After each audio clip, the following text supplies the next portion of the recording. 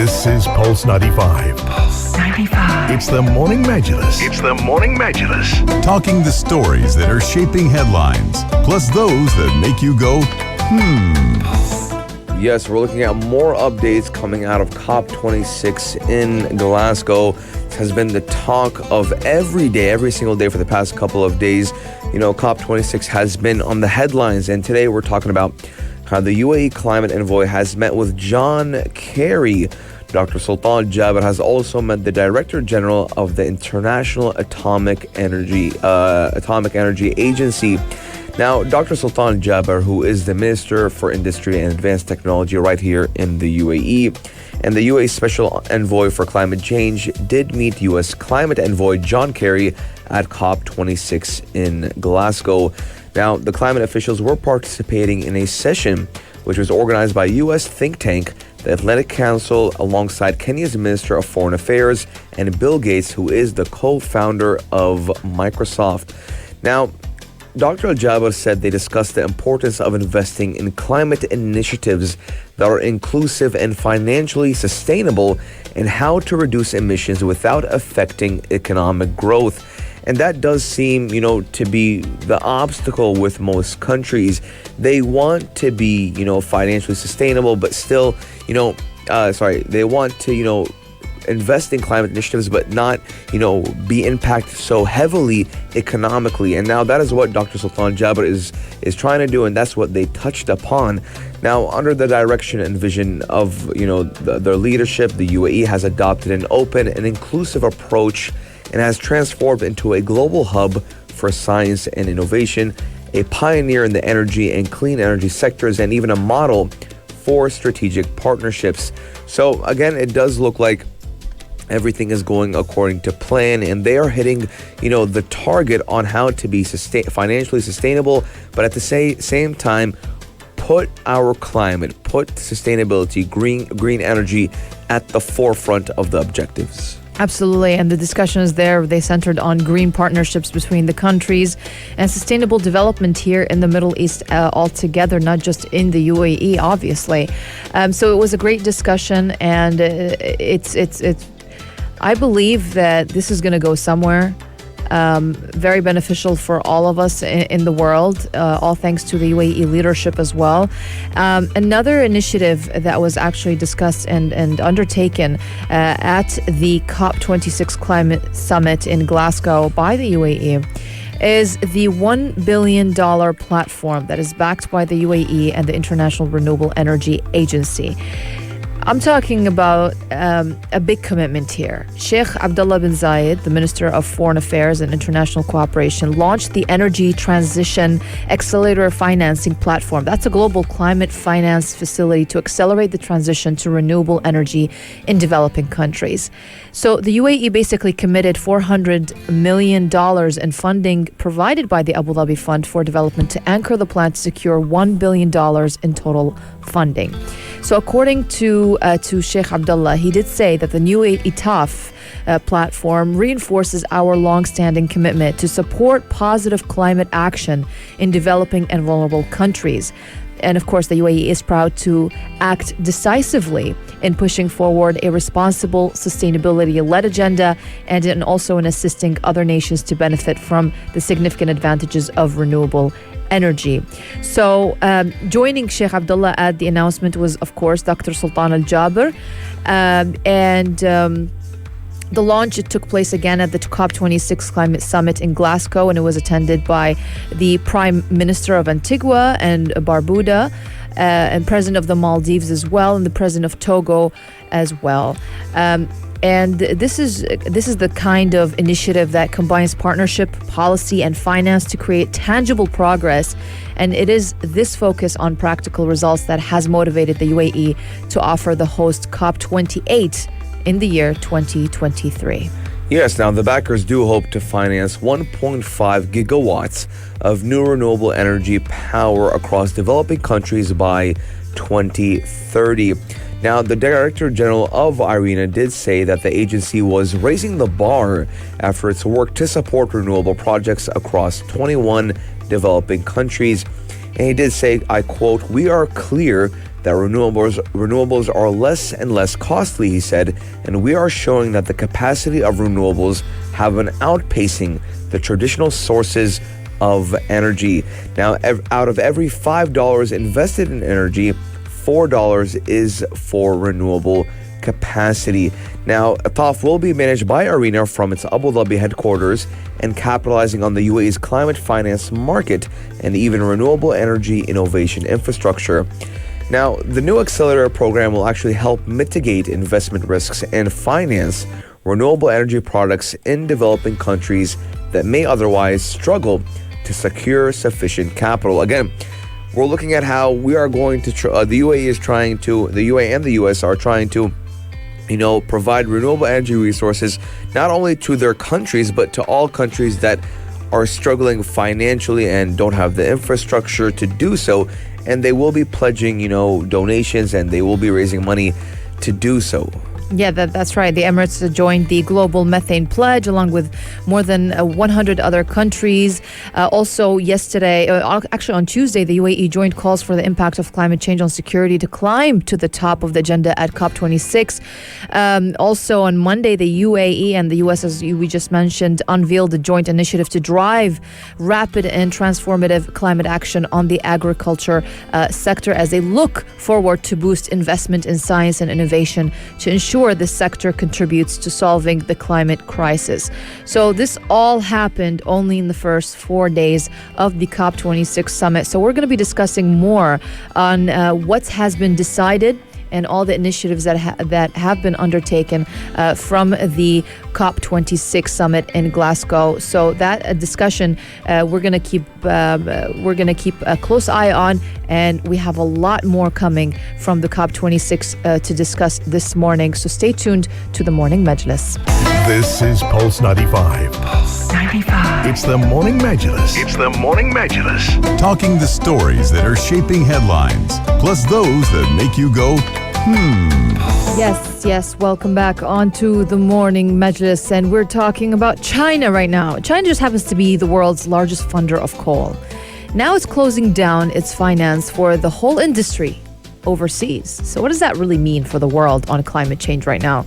Because now it was just reported that major coal users, including Poland, Vietnam, and Chile, they're committing to shift away from the fossil fuel, and pledges made at the COP26 climate summit. Coal is the single biggest contributor to climate change. That is just a fact. It's the most carbon-intensive fossil fuel, and it has come under increasing pressure from climate campaigners and communities affected by pollution from the industry. And we've seen in recent years at least 100 major banks, including the World Bank, Inter-American and Development Bank, the European Investment Bank, and many others. They have basically divested from coal mining or coal-fired power plants. But as many financial institutions, they have taken a step away from coal. Some countries moved to to fill the void, such as China, South Korea, and Japan.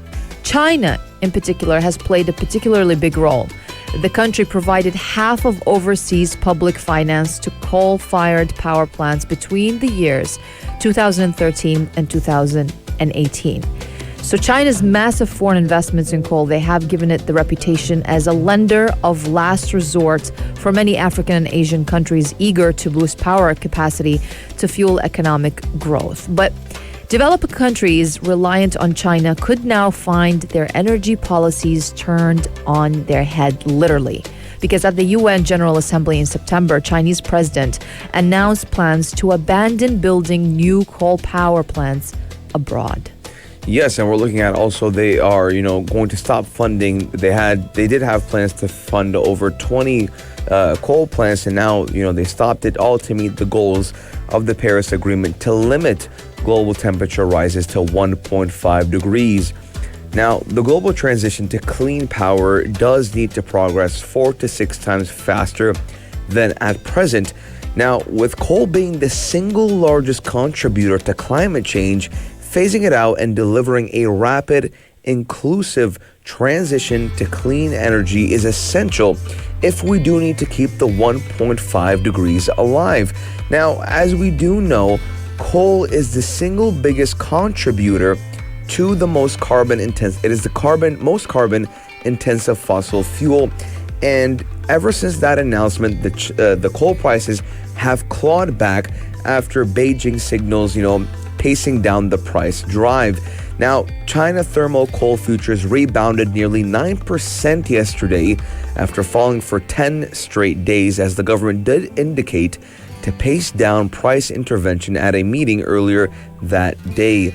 Now, they took a cue from a meeting earlier yesterday as the country's top economic planner told miners and power plants at a web-based conference that prices should not fall too much too fast. Now, the planner did stress that prices in the long run shall remain at a reasonable level.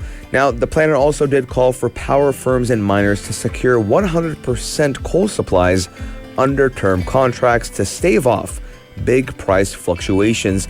Now, obviously, once you kind of supply and it goes back to supply and demand. Now, as the demand stays the way it is, but the supply is decreasing, the price will obviously shoot back up, and that's what they're scared of. They don't want the price to shoot back up or to shoot up in general. They do want the price to stay at a steady, the same way it is. Now, the prices were also supported by an expected jump in fuel use amid forecasts for plunging temperatures. Obviously, we use our coal to get warmth, to get heat. Now, China's National Meteorological Center is predicting snowfall in the north and cold winds in the next 2 days that are expected to cause temperatures over the weekend to plummet in the northwest, southwest, and most central and eastern regions. But again, what does this mean for the future of coal, the future of energy? Right? It's a very, very big thing for China and Japan and South Korea to say, okay, no problem. You guys don't want coal anymore? There won't be any more coal. See, the thing is that to understand how coal can contribute to global warming, now chemically coal is mostly carbon, which when you burn it, it reacts with oxygen in the air to produce carbon dioxide. And that's a heat-trapping gas, carbon dioxide. So when released into the atmosphere, carbon dioxide, it works like a blanket. So it warms the earth above normal limits, and that's how it contributes to global warming. But definitely the world is moving in the right direction, standing ready to seal coal's fate and embrace the environmental and economic benefits of building a future that is powered by clean energy, not coal. And we've seen more than 30 countries, they have already signed up to the statement. Poland, Vietnam, and Chile, they were among the 18 countries who agreed to phase out and not build or invest in new coal power for the first time. So that's good. That's a good sign. Yeah. Something is coming out from the COP26. It's amazing so far. We're looking at all countries coming together, Rania, and I believe this is the best it's ever been ever since the Trump administration, I do believe, as we can see, all of the countries working together, whether it's, the major competitor to the U.S., China and the U.S., and, Europe working together to say, hey, okay, listen, the climate change, global warming is getting out of control. Let's fix it. Let's fix it now. And again, not only the contribution of all these other countries, the contribution of the UAE as well. So I'm really happy to see that maybe we can reverse the damage that we have done. Yeah. I'm just thinking about Greta Thunberg, how she's reacting to this. She's still not happy. She's saying that climate, she's telling most protesters that politicians attending COP26, they're pretending to take our future seriously. And she's actually, 5 days ago, she called on banks to stop funding our destruction. That's what she's calling the funds for anything that's climate change related. So she's still very not happy. I don't think she will ever be. But that's the latest on what has been happening at COP26 and anything related to climate change. We're going to be discussing a lot more next. We're going to be discussing also Bill Gates, how he's also doubting the goal of limiting global warming to 1.5 degrees is achievable. He doubts that. Why is that? We're going to discuss that in just a few minutes. This is Pulse 95. Pulse 95. It's the Morning Majis. It's the Morning Majis. Talking the stories that are shaping headlines, plus those that make you go, Chevy is not the only one electrifying vintage cars. Ford, they have joined the race, let's Yes. just say. Ford has introduced an 500 Illuminator concept that basically upgrades the circa 1978 pickup truck with two of the company's new Illuminator electric crate motor kits. So basically, they're revamping a vintage pickup truck, into an EV. Is that what I'm getting? Yes, so it's based off the Ford's 1978 F100 pickup.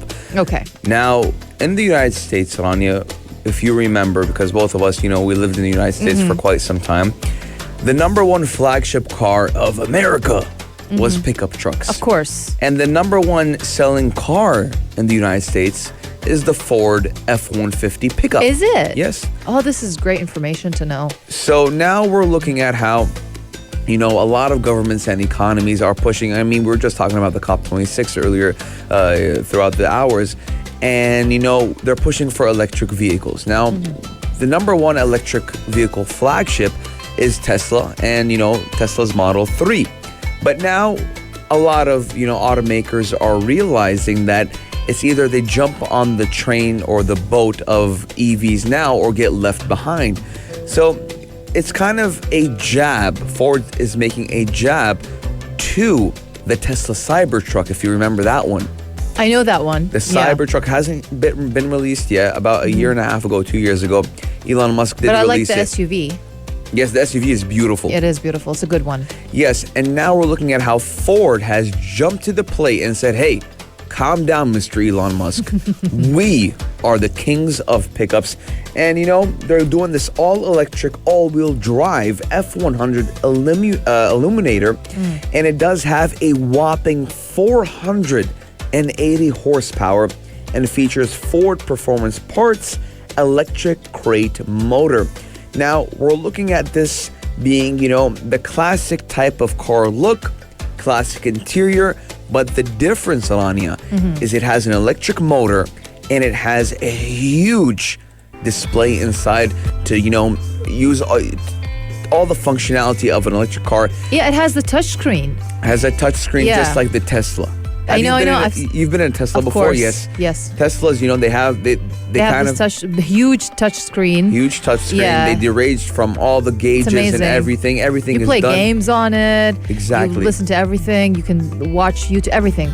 Well, yeah, this truck actually has more customizations beyond the EV motors. That's what they're saying, including this vertical center stack touchscreen that we're talking about from the Mach E.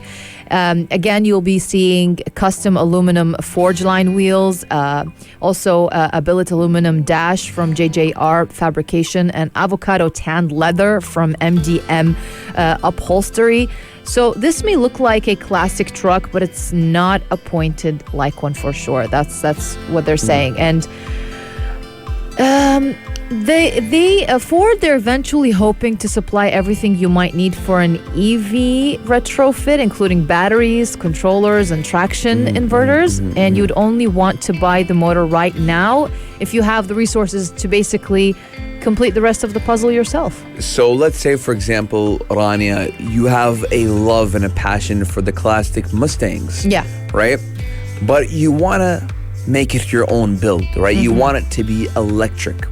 Imagine the 1970s, the flagship of the Cobra Mustang, right? It's whatever, a man's want, right? Now you can make it into a hip, cool electric vehicle. And Ford is giving you the option to buy an electric motor. They call it the Illuminator motor for $4,000. So we're talking about around 13,000 dirhams. And then you get whatever you need to, transform it all. Obviously, you need to know what you're doing. And a lot of mechanics right now are getting ready to create their own custom builds. Yeah. And, on the internet, people are going crazy over this concept and over this idea. On Twitter last night, Rania, before I went to sleep, I was reading a lot of, electric car enthusiasts and a lot of classic car enthusiasts. And they're saying Ford just gave us the best of both worlds. Right. But if you had to revamp any classical car, what would it be? For me, it would be the Ford Mustang, by the way. What about you? It would be Into an EV, I'm an talking. EV, a Chevrolet Corvette, the old ones. Whoa, the why? Old ones. It just gives me, that classical vibe of going and riding through Miami. I haven't lived through the 70s in Miami, Rania, But you wish that you did. the nostalgia can even be a thing even if you've never experienced it. True. Just the 70s Miami Vice vibes, right? Top down, riding through Miami Beach. That is something with the nice Cuban jazz music. Yeah. That is something I long for, Rania, and I wish I was born a little bit earlier to experience the 70s and 80s. I feel the same. I mean, I experienced the 90s, not the 80s. I feel like the 70s and 80s hit a little bit different. Yeah, I would love that as well. Well, we're going to be talking about a lot of other things as well. Besides the electric vehicle world, we're going to be talking about the sports world, what's happening there in just a few minutes. So stay tuned to the Morning Majlis. If you liked this episode of the Morning Majlis, drop a like and subscribe. 95. Be sure to follow us on Instagram for all our daily updates and top stories.